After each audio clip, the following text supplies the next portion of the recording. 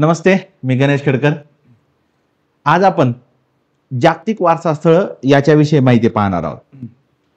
आज 18 एप्रिल आहे। 18 एप्रिलला जागतिक वारसा स्थळ दिन असतो आणि त्या पार्श्वभूमीवर आपल्याला जागतिक वारसा स्थळ हा मुद्दा पूर्ण कव्हर करायचा आहे। थोडासा व्हिडिओ मोठा होईल, परंतु याच्या बाहेर तुम्हाला परीक्षेचे काहीही जाणार नाही याची गॅरंटी नक्की आहे। पहा, जागतिक वारसा स्थळ आहे। आज 18 एप्रिल आहे। 18 एप्रिलला जागतिक वारसा दिन हा जाहीर केला जातो। त्यालाच त्याचं दुसरं नाव आहे आंतरराष्ट्रीय स्मारके आणि स्थळ दिन। हे पण लक्षात ठेवा, जागतिक वारसा दिनाचं दुसरं नाव आपल्याला हे पाहता येतं। 2025 ची थीम काय आहे? आपत्ती आणि संघर्षाच्या काळात वारसा स्थळाचे संरक्षण। आपल्याला या दोन्ही याच्यावर क्वेश्चन विचारला जाऊ शकतो। ज्यावेळेस आपण स्पर्धा परीक्षेचा अभ्यास करतो त्यावेळेस आपल्याला जे काही क्वेश्चन विचारले जातात, जे महत्त्वाचे दिवस किंवा त्यांची थीम, त्याच्यामध्ये पर्यावरणाविषयीचे जे काही घडामोडी असतात त्याचे एक प्रामुख्याने विचारले जातात, आरोग्य घडामोडी विचारले जातात आणि मग हे काही असे जागतिक दृष्ट्या महत्त्वाचे दिन असतात ते विचारले जातात। म्हणून आज आपण हे कव्हर केलेलं आहे। पहिल्यांदा 1982 ला हा दिवस जाहीर केलेला आहे। कुणी जाहीर केलाय पहा, आंतरराष्ट्रीय स्मारके आणि स्थळ परिषद। त्याचंच इंग्लिश नाव इथं मी दिलेलं आहे, त्याचा शॉर्टकट इकोमॉस आपण म्हणतो। जाहीर कुणी केलाय? आंतरराष्ट्रीय स्मारके आणि स्थळ परिषदांनी, आणि त्याला 1983 ला युनेस्कोने मान्यता दिलेली आपल्याला पाहता येते। आणि पहिला जागतिक वारसा दिन 1983 ला केलेला आहे। लक्षात ठेवा, जाहीर कुणी केलाय तर ही संघटना आहे international council on monument and sites. यांनी प्रस्ताव दिलेला होता, त्याला युनेस्कोने मान्यता दिली। आज हा दिवस ह्या दोघांच्या संयुक्तपणे साजरा केला जातो। जनरली आपण युनेस्कोचं नाव वापरतो, परंतु ही संघटना खूप ऍक्टिव्ह संघटना आहे, हे लक्षात ठेवा। पहिल्या स्लाइडवर तुम्हाला इथं क्वेश्चन विचारला जाऊ शकतो। पहिला कधीचा आहे? 1983 चा। आता हे जागतिक वारसा स्थळ आहेत म्हणजे ऐतिहासिक वास्तू जे आहेत याच्या संदर्भात आपण भारतीय संविधानातल्या काय काय तरतुदी आहेत ते पाहूयात। पहिलं, डीपीएसपी मधलं कलम 49 जे आहे ते या वास्तूचं संरक्षण करण्यासाठीचं राज्यावरचं बंधन सांगताना आपल्याला पाहता येतं। त्यामुळे आर्टिकल 49 लक्षात ठेवा, आपल्याला याच्यावर प्रश्न विचारला जातो। त्याच्यानंतर मूलभूत कर्तव्यामध्ये 51A हे जे मूलभूत कर्तव्याचं कलम आहे त्याच्यातला F जो पॉइंट आहे त्यामध्ये सुद्धा हे आपलं मूलभूत कर्तव्य आहे। हे संमिश्र संस्कृतीच्या वारशाचं संवर्धन करणं आणि जतन करणं हे कर्तव्य आहे। त्यामुळे या दोन्ही मुद्द्यावर प्रश्न विचारला जाऊ शकतो। अजून एक मुद्दा राहिला याच्यामध्ये की भारतात याच्या संदर्भातला कायदा कुठला आहे? ऐतिहासिक वास्तूचं संरक्षण करण्यासंदर्भातला प्राचीन स्मारके आणि पुरातत्व स्थळे आणि अवशेष कायदा, हा कायदा 1958 चा आहे। त्यालाच आपण शॉर्टकट मध्ये AMASR असं म्हणतो, लक्षात ठेवा। आता सध्या महाराष्ट्रामध्ये औरंगजेबाची कबर हा खूप वादाचा विषय झालेला आहे। काही लोक म्हणतात ती कबर काढून टाका, परंतु औरंगजेबाची कबर हे आपल्या भारतातलं वारसा स्थळ आहे। मग वारसा स्थळ कशाला म्हणायचं हा पण मुद्दा चर्चेत लक्षात ठेवा। ज्या वास्तूला 100 वर्ष पूर्ण झालेले आहेत त्यालाच आपण ऐतिहासिक वारसा असा दर्जा दिला जातो। तो दर्जा देण्याचा अधिकार राज्य सरकारला आहे। राज्य सरकार केंद्र सरकारला विनंती करून तो दर्जा काढू शकतं किंवा नवा दर्जा देऊ शकतं। पण लक्षात ठेवा, हा चर्चेचा मुद्दा आहे म्हणून हा पण पॉइंट मी इथं घेतलेला आहे। मग थोडंसं भारताच्या ऐतिहासिक वास्तू संदर्भातलं काय बॅकग्राऊंड आहे ते आपण एकदा बघून घेऊया। आर्किओलॉजिकल सर्वे ऑफ इंडिया या संस्थेची स्थापना 1861 ला झालेली आहे। त्याचे पहिले डायरेक्टर अलेक्झांडर कनिंघम आहेत, ज्यांनाच आपण जे आपलं हडप्पा आणि मोहनजोदडो आहे त्या साईडच्या संवर्धनासंदर्भातलं पाहतो। त्याचं हेडक्वार्टर नवी दिल्लीला आहे आणि सांस्कृतिक मंत्रालयाच्या अंतर्गत आहे। भारतामध्ये एकूण 3650 वारसा स्थळ आहेत आणि हे सगळे जो कायदा आहे ऐतिहासिक वास्तू कायदा त्या कायद्याअंतर्गत काम करतात। या ESI चे एकूण 34 सर्कल आहेत, त्यातले महाराष्ट्रातले 3 आहेत, औरंगाबाद, मुंबई आणि नागपूर। आता वेबसाईटवर औरंगाबाद शब्द दिलेला आहे, पण आपण छत्रपती संभाजीनगर असं आपल्यासाठी घेऊया। आणि भारतातलं पहिलं म्युझियम एशियाटिक सोसायटी 1814 ला आहे। या लेक्चरमध्ये ऐतिहासिक वास्तू संदर्भातलं किंवा वारसा संदर्भातलं काय काय बॅकग्राऊंड आहे ते पण आपण कव्हर करायचा प्रयत्न केलेला आहे। काही क्वेश्चन जरी आला तर तो आपला कव्हर व्हावा हाच हेतू आहे। आता आपण थोडंसं ऐतिहासिक जो काही जागतिक वारसा स्थळ आहेत त्याच्या संदर्भातली माहिती आपण इथं पाहूया। जुलै 2024 मध्ये युनेस्कोचं जे वर्ल्ड हेरिटेज साईटची कॉन्फरन्स असती ते 46वा सत्र भारतामध्ये पहिल्यांदाच नवी दिल्ली इथं झालेला आहे। याच्यावर पण क्वेश्चन विचारला जाऊ शकतो। लक्षात ठेवा. 46वा सत्र नवी दिल्लीला झालेला आहे आणि भारतातलं हे पहिलं आहे. या सेशन मध्ये जे आसाम मधलं चराईदेव मोहिदम आहेत, हे चराईदेव मोहिदम जे आहेत हे काय आहे हे पहा. चराईदेव मोहिदम हे अहोम घराण्याची दफनभूमी आपल्याला पाहता येते. स्मरण स्थळ म्हणू आपण त्यांना. ते अहोम घराणं 1228 ते 1826 इतकं जवळपास 600 वर्ष त्यांनी राज्य केलेलं आहे. हा कबरीवरला मातीचा ढिगारा आहे आणि त्याला आसामचे पिरॅमिड पण म्हटलं जातं. याच्यावर पण डायरेक्ट क्वेश्चन विचारला जाऊ शकतो. इथं पण एक क्वेश्चन तयार होतोय आपला, इथं एक क्वेश्चन तयार होतोय, त्यामुळे हे पण लक्षात ठेवा. आणि हे भारतातलं 43वा वर्ल्ड हेरिटेज साईट आहे. मी पुढे त्याची लिस्ट दिलेलीच आहे तुम्हाला, पण लक्षात ठेवा. आणि आता जे 47वा सत्र होणार आहे, नियोजित आहे ते जुलै 2025 मध्ये पॅरिस मध्ये होणार आहे. त्याचं होस्ट बल्गेरिया करते, बल्गेरिया, लक्षात ठेवा. ठीक आहे, हे चराईदेव मोहिदम दिलेला आहे. आता सध्या जगामध्ये एकूण 1223 वर्ल्ड हेरिटेज साईट आहे. आता आपल्याला प्रश्न इथं तयार होतो, याच्यापूर्वी पण याच्यावर क्वेश्चन विचारला आहे. जगात सर्वाधिक कोणत्या देशामध्ये वर्ल्ड हेरिटेज साईट आहेत?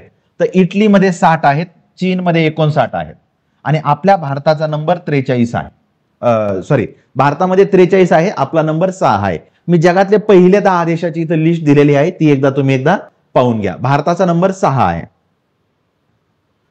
मग भारतात 43 वर्ल्ड हेरिटेज साईट आहेत आणि भारताचा जगातला 6वा नंबर आहे. या 43चं बायफर्केशन जर केलं तर 35 सांस्कृतिक आहेत, 7 नैसर्गिक आहे आणि 1 मिश्र आहे.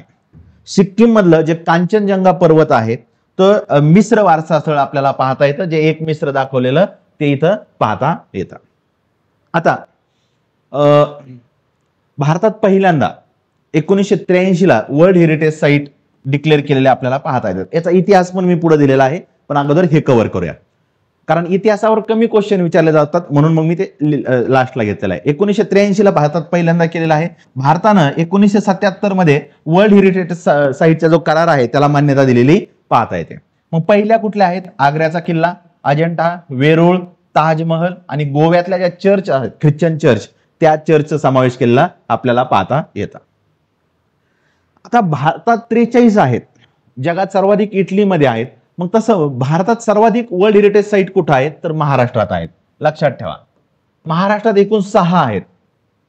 ठीक आहे, अजंठा आहे, वेरूळ आहे, एलिफंटा, CSMT छत्रपती शिवाजी महाराज टर्मिनस मुंबई, त्याला 2004 ला दर्जा दिलेला आहे. मुंबईच्या ज्या गॉथिक वास्तुकला आहेत, ज्या फोर्ट भाग आहे मुंबई मधला, तिथल्या ज्या ब्रिटिशांनी बांधलेल्या बिल्डिंग आहेत त्या बिल्डिंगला आपण तो दर्जा दिलेला, आपण म्हणजे युनेस्कोने दिलेला आहे. आणि पश्चिम घाट महाराष्ट्र, गोवा, कर्नाटक या सगळ्या राज्यामधला आपल्याला पाहता येतं. एकूण महाराष्ट्रामध्ये 5+1 आपल्याला 6 पाहता येतात. राजस्थान मधल्या 4 दिलेल्या आहेत, मी इथं त्या एकदा पाहून ठेवा. कर्नाटक मधल्या 4 दिलेल्या आहेत. जनरली जर क्वेश्चन आला तर मी मुद्दाम दिलेला आहे. ईशान्य भारतामध्ये पहा, ईशान्य भारतामध्ये एकूण 4 साईट आहेत, त्यातल्या आसाम मध्ये 3 आहेत. काझीरंगा, मानस आणि मोहिदम जे आसाम मधले आहेत ते 43वा. आणि आसाम सोडून नॉर्थ ईस्ट मध्ये फक्त सिक्कीम मध्ये वर्ल्ड हेरिटेज साईट आहे, ते कांचनजंगा, जे आता आपण इमेज पाहिली ना, हे कांचनजंगा. नॉर्थ ईस्ट मध्ये 2 राज्यामध्ये 4 साईट आहेत, हे लक्षात ठेवा. आणि आसाम मधलं हे मोहिदम 3रं आहे, हे पण लक्षात ठेवा. आसाम मध्ये एकूण किती आहेत? 3, त्यातलं 3रं मोहिदम आपल्याला पाहता येतं.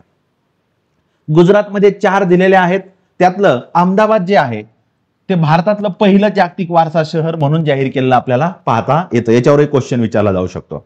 पश्चिम बंगाल, उत्तर प्रदेश, दिल्ली यामध्ये प्रत्येकी 3 साईट आहेत. इथं मी उत्तर प्रदेशच्या 3 तुम्हाला देऊन ठेवलेल्या आहेत. असे कोणते राज्य आहेत जिथं वर्ल्ड हेरिटेज साईट नाहीत? तर आसाम आणि सिक्कीम सोडून नॉर्थ ईस्ट मधले इतर 6 राज्य, हे लक्षात ठेवा. वर 6 राज्याचे नावं दिलेत.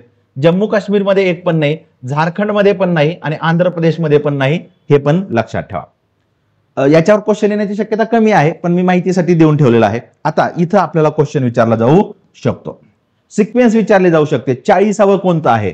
तर धोलावीरा. गुजरात मधलं धोलावीरा जे आहे ते वर्ल्ड हेरिटेज साईट आहे, ते 2021 ला डिक्लेअर केलेलं आहे. 41वा वेस्ट बेंगॉल मधलं शांतिनिकेतन आहे. 42वा कर्नाटक मधले होयसाळा मंदिर आहेत, वेसर स्टाईलचे मंदिरं जे आपल्याला पाहता येतात. आणि 43वा चराई देव मोईदाम जे आपल्याला आसाम मधलं पाहता येतं. या प्रत्येक पॉइंटवर क्वेश्चन तयार होऊ शकतो, म्हणून आपण तो सगळाच कंटेंट इथं कव्हर केलेला आहे. आता भारतातलं पाहिलेलं आहे, ज्याच्यावर क्वेश्चन प्रायोरिटीने विचारले जातात ते कंटेंट मी अगोदर घेतलेलं आहे. आता पहा, ह्या वर्ल्ड हेरिटेज साईट निर्माण केलेल्या आहेत 1972ला, म्हणजे सुरुवात केलेली 1972ला. तो कायदा लागू झालाय 1975ला. भारताने कधी स्वीकारलाय? 1977ला. पहिल्या वर्ल्ड हेरिटेज साईट लिस्ट कधी जाहीर केली? 1978ला. त्यामध्ये 12 साईट जाहीर केलेल्या आपल्याला पाहता येतात. आणि पहिली साईट जी आहे गॅलापागस आयलंड जे आहेत त्याच्यावर, एकदा राज्यसेवा सीसॅटच्या पेपरमध्ये गॅलापागस बेटावरचा एक पॅसेज आपल्याला आलेला पाहता येतो. सध्या जगामध्ये 1223 आहेत, त्या 168 देशामध्ये आहेत. त्याचं वर्गीकरण पण दिलेलं आहे मी. 952 सांस्कृतिक आहेत, 231 नैसर्गिक आणि 40 मिश्र आहेत. त्यातली भारतातली एक आपल्याला पाहता येते. हा पण कंटेंट महत्वाचा आहे. पहिली लिस्ट कधी जाहीर केली? 1978ला आहे, हे लक्षात ठेवा. आता हे थोडीशी ऍडिशनल माहिती दिलेली आहे, हे तुम्ही पीडीएफ मध्ये एकदा बघून घ्या की फक्त ही माहितीसाठी आहे, याच्यावर क्वेश्चन विचारण्याची शक्यता फार कमी आहे. निवड म्हणजे कशाला वर्ल्ड हेरिटेज साईट म्हणायचं, काय निकष आहेत? 2004 पूर्वी नैसर्गिक आणि सांस्कृतिक साठी वेगवेगळे निकष होते, पण 4 नंतर एकूण 10 निकष आहे. या 10 निकषापैकी कुठला एकच निकष जरी पूर्ण होत असेल तरी त्याला वर्ल्ड हेरिटेज साईटचा दर्जा दिला जातो. आता नैसर्गिक आणि सांस्कृतिक साठी एकच संच केलेला आहे, त्याच्यात 10 लिस्ट आहेत. मी इथं 10च्या 10 मुद्दे इथं तुम्हाला मुद्दाम देऊन ठेवलेला आहे. मानवी सर्जनशील प्रतिभेचा उत्कृष्ट नमुना दिलेला असेल, एखाद्या सांस्कृतिक परंपरेला का जिवंत असलेल्या किंवा नष्ट झालेल्या संस्कृतीला एक अद्वितीय किंवा अपवादात्मक साक्ष आहेत, असे 10 मुद्दे आहेत. हे फक्त याची पीडीएफ तुम्हाला आपल्या एज्युकल्चरच्या ऍपवर मिळून जाईल, तिथून तुम्ही ती पीडीएफ एकदा पाहून घ्या. फक्त माहितीसाठी असावं, दुसरा काय याचा हेतू नाही. किंवा जे कोणी लोक डिस्क्रिप्टिव्हची तयारी करतात त्यांना मग हे सगळं डिटेल उपलब्ध येईल. माझा हेतू काय आहे, वर्ल्ड हेरिटेज साईट विषयी तुम्हाला याच्या पलीकडे काहीही बघायची गरज पडू नये म्हणून मी हा सगळा कंटेंट इथं कव्हर केलेला आहे. आता हाच थोडासा मुद्दा आहे, मला असं वाटतंय याच्यावर यावर्षी एक्सपेक्टेड क्वेश्चन आहे. त्याचं कारण पण मी तुम्हाला देतो. आता ही वर्ल्ड हेरिटेज साईट आहे, हे जाहीर कोण करतं? युनेस्को. परंतु युनेस्कोने काय पार्श्वभूमीवर हे सगळं सुरू केलेलं आहे ते आपल्याला पार्श्वभूमी आता थोडी समजून घ्यायची. 1931 मध्ये अथेन्स मध्ये एक पहिली सनद बोलवलेली होती, परिषद बोलवली होती. त्यामध्ये हे काय जगातले जे काय ऐतिहासिक स्थळं आहेत त्याचं संवर्धन करण्यासंदर्भातलं, आणि त्याच्यानुसार अथेन्सची सनदची निर्मिती झालेली आहे. आता 1931 का पहिलं महायुद्ध जे झालं होतं, पहिल्या महायुद्धाच्या दरम्यान खूप मोठ्या ऐतिहासिक वारसा स्थळांचं नुकसान व्हायला लागलेलं होतं, आणि मग जगभरातल्या लोकांना लक्षात आलं की हे वारसा स्थळांचं संवर्धन होणं गरजेचं आहे. मानवी सर्जनशीलतेचा विकास जो आहे तो पुढच्या पिढ्यापर्यंत पण कळायला पाहिजे, म्हणून त्यांनी ते हे केलेलं आपल्याला पाहता येतं. त्याच्यानंतर 1957ला पॅरिसला पहिली परिषद झालेली आपल्याला पाहता येते. त्याच्यानंतर 1964ला व्हेनिस या ठिकाणी एक परिषद झालेली आहे, दुसरी सभा. पॅरिसला पहिली झालेली आहे, व्हेनिसला दुसरी सभा झालेली आपल्याला पाहता येते. आणि त्याच्यातला एक ठराव जो आहे त्यामध्ये व्हेनिस सनद म्हटलं जातं. ही सनदेचं नाव लक्षात ठेवा. ही जी व्हेनिस सनद आहे ती वास्तू संवर्धन क्षेत्रातली मूलभूत सनद आहे. आता याच्यावर का क्वेश्चन विचारला जाऊ शकतो, कारण यावर्षी त्याला 60 वर्ष पूर्ण झालेले आहेत. त्यामुळे तुम्हाला जर काही क्वेश्चन आला तर अथेन्स सनद विचारली जाईल, ती 1931 ची आहे, सर्वात सुरुवातीची. नंतर दुसऱ्या महायुद्धानंतर सुद्धा याची तीव्रता वाढलेली आपल्याला पाहता येते. आणि त्याच्यानंतर 1957ला पॅरिसला परिषद झालेली आहे, दुसरी परिषद व्हेनिस या ठिकाणी झालेली आहे, आणि त्यातलीच व्हेनिस सनद ही आज मूलभूत मानली जाते. आणि त्याच सनदेच्या अनुषंगानं जागतिक वारसा स्थळ जाहीर केले जातात, म्हणून हा सगळा कंटेंट इथं महत्वाचा आहे. ठीक आहे. आता हे 1994ला आहे नारा डॉक्युमेंट. हे काय दिलंय फक्त माहितीसाठी सांगतो की या जागतिक वारसा स्थळाचं संवर्धन कसं करायचं. जगात काय आहे, जर एखादी वस्तू 500 वर्षापूर्वीची आहे तर त्याचं रिडेव्हलपमेंट करण्यासाठी जे साहित्य लागणार आहे ते साहित्य सुद्धा 500 वर्षापूर्वीचं असावा. सपोज एखादी वस्तू 100 वर्षापूर्वीची आहे तर ती रिडेव्हलप करण्यासाठी तिचं पुनर्जीवन करण्यासाठी ते साहित्य सुद्धा 100 वर्ष जुनी असावं. याच्यासाठीचे एक फ्रेमवर्क तयार केलेला आहे, आणि भारतानं असं आपल्यासाठीचं फ्रेमवर्क तयार केलेलं आपल्याला 1994 ला जगानं केलेलं आहे आणि भारतानं 2004 ला असं फ्रेमवर्क तयार केलेलं आपल्याला पाहता येतं. हे माहितीसाठी एकदा पाहून ठेवा. आता इथं मी तुम्हाला थोडक्यात माहिती दिलेली आहे. आता मी तुम्हाला युनेस्कोच्या वर्ल्ड हेरिटेज साईटची जी आहे त्याच्यावरची लिस्ट तुम्हाला मी दाखवतो. भारतामध्ये एकूण 43 साईट आहेत. लक्षात ठेवा, 43च्या 43 लक्षात ठेवायची गरज आहे का? तर नाही. मी ज्या महत्वाच्या आहेत त्या तुम्हाला देऊन ठेवलेल्या आहेत. पण इथं हे युनेस्कोची साईट आहे, तिथूनच पहा. आग्र्याचा फोर्ट, अजंठा, एलोरा, फतेपूर सिक्री आहे. हम्पीचे मंदिरं घेतलेले आहेत आपण. कर्नाटक आलं की हम्पी आलं पहा. हा, हे पहा, ही लिस्ट आहे. मी तुम्हाला पीडीएफ सोबत ही सगळी लिस्ट 43 ते 43 ठिकाणाची लिस्ट पण शेअर करतो आणि ते इथं एकदा पाहून ठेवा तुम्ही फक्त. मानस वाईल्ड लाईफ सँक्च्युरी आहे, आसाम मधली आहे. केवलादेव राजस्थान मधला आहे. काझीरंगा आसाम मधला आहे. ओडिसा सूर्य टेम्पल जे आपल्याला पाहता येतं. पश्चिम बंगाल मधलं सुंदरबन आपल्याला पाहता येतं. त्याच्यानंतर कुतुब मिनार आहे. दिल्ली मधले 3 पाहिलेले आहेत आपण. त्याच्यानंतर जयपूर सिटी आहे, धोलावीरा पाहिलंय. तेलंगणा मधलं जे काकतीयाचे मंदिरं आपल्याला पाहिलेले आहेत. होयसाळाचे मंदिरं पाहिलेले आहेत, शांतिनिकेतन, आणि 43वे जे आहे मोईदाम. अशी 43 जणांची लिस्ट आहे, ती एकदा पहा. आता हा युनेस्कोची वेबसाईट आहे. याच्यामध्ये पहा तुम्हाला हे जगभरातले सगळ्या साईट दिसतात पहा. दिसतायत. जो ग्रीन कलर आहे तो ग्रीन कलर म्हणजे नैसर्गिक साईट आहेत. ज्या येलो कलर आहे ते येलो म्हणजे सांस्कृतिक साईट आहेत. आणि जे मिक्स दिलंय पहा, भारताच्या बाबतीत जर पाहिलं आपण, भारतामध्ये हे पहा, हे कांचनजंगा दिसतंय पहा. इथं ग्रीन आणि येलो मिक्स दिलेला आहे, म्हणजे ही मिश्र साईट आपल्याला पाहता येते. आता हा जगाचा वर्ल्ड हेरिटेज साईटचा नकाशा आपल्याला पाहता येतो. या ठिकाणी जर तुम्ही पाहिलं, हा सगळा युरोपचा प्रदेश आहे पहा. युरोपमध्ये सर्वाधिक वर्ल्ड हेरिटेज साईट आहेत आणि त्याच्यातलं आपण पाहिलेलं आहे जगात सर्वाधिक कुठं आहेत तर इटलीमध्ये आहेत पहा. इटली, हा सगळा इटलीचा प्रदेश दिसतोय तुम्हाला. ह्या इटली मधल्या सगळ्या साईट आहेत. इटलीमध्ये 60 साईट आपल्याला पाहता येतात.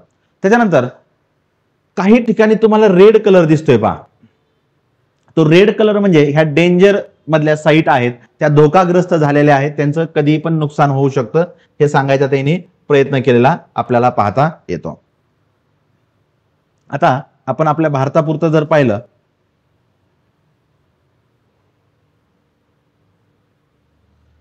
भारतामध्ये हा पहा, हा आपला भारत आहे. तुम्ही हे व्यवस्थित झूम जर केलं तर तुमच्या ते व्यवस्थित 43च्या 43 साईट दिसतील. इथं पहा, हे जे मोईदाम दाखवलेलं आहे, काझीरंगा आहे, मानस आहे आणि इथलं कांचनजंगा आपल्याला पाहता येतं. इथं महाराष्ट्रापुरतं जर पाहिलं तर जो ग्रीन डॉट दाखवलेला आहे तो पश्चिम घाट आपल्याला पाहता येतो. पश्चिम घाटाचं सगळी लाईन तुम्ही एकदा पाहू शकता. ठीक आहे. आणि कुठं नाही हे पण दाखवलेलं आहे. आता एक जर साईट आपण ओपन करून बघितली तर ते आपल्याला एक्झॅक्टली ती साईट सुद्धा ओपन होताना याच्यावर पाहता येते. हा सगळा वर्ल्ड हेरिटेज साईटचा युनेस्कोच्या वेबसाईटवरला नकाशा आपल्याला पाहता येतो. अशा प्रकारे वर्ल्ड हेरिटेज साईट याच्यावर काय काय क्वेश्चन विचारले जाऊ शकतात तो सगळा कंटेंट इथं तुम्हाला प्रोव्हाइड केलेला आहे. याची सगळी जी पीडीएफ आहे व्यवस्थित फॉर्मॅट मधली एज्युकल्चरच्या टेलिग्राम चॅनलवर मिळेल किंवा इथं नंबर दिलेला आहे त्या नंबरवर तुम्ही कॉन्टॅक्ट करू शकता. तिथं तुम्हाला ती पीडीएफ सहजपणे मिळून जाणार आहे. कुठल्या नवीन विषयावर तुम्हाला आपलं जे करंट अल्गोरिदमचं लेक्चर हवं असेल तर कमेंटमध्ये सांगा. आपण त्यानुसार ते लेक्चर तयार करू आणि सगळ्यांना त्याचा फायदा होईल असा प्रयत्न आपला असणार आहे. तुमच्या सूचना आणि प्रतिक्रियांचं स्वागत असेल. आज आपण इथं थांबूयात. थँक्यू.